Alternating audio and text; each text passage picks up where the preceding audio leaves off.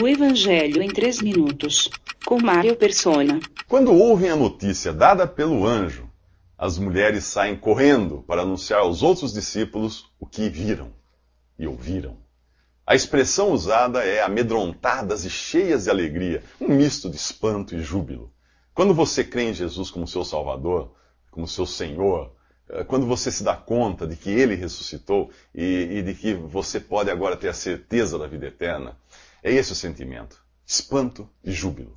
Mas não é só isso, elas correm porque todo aquele que crê em Jesus sabe que o tempo está se esgotando. As boas novas da morte e ressurreição do Cordeiro de Deus devem ser passadas adiante em caráter de urgência. A qualquer momento a porta da oportunidade se fechará. Enquanto elas vão para um lado, com o coração cheio de espanto e júbilo, os guardas que deviam guardar o sepulcro e impedir que ele fosse violado caminham para o outro. O coração deles está cheio de terror e tristeza, pois eles sabem que o código militar daquela época exige que o soldado que falhar com o seu dever pode pagar com a própria vida.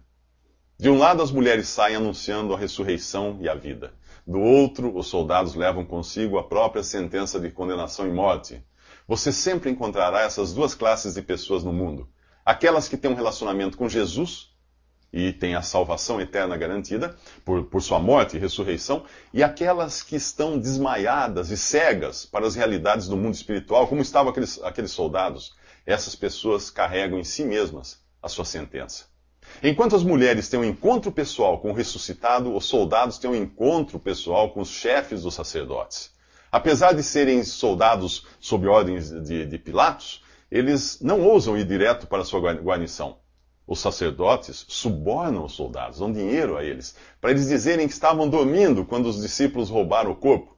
Os sacerdotes garantem que darão um jeito se a história chegar aos ouvidos do governador e eles não serão mortos por não cumprirem o seu dever.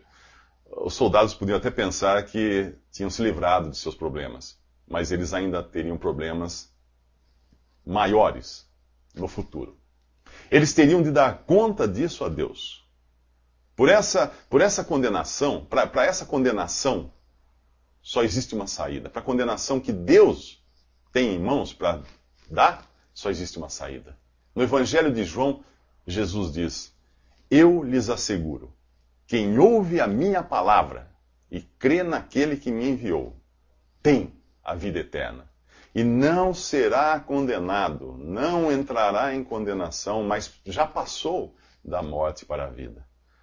Os sacerdotes asseguraram aos guardas subornados que estariam a salvo de uma condenação temporal.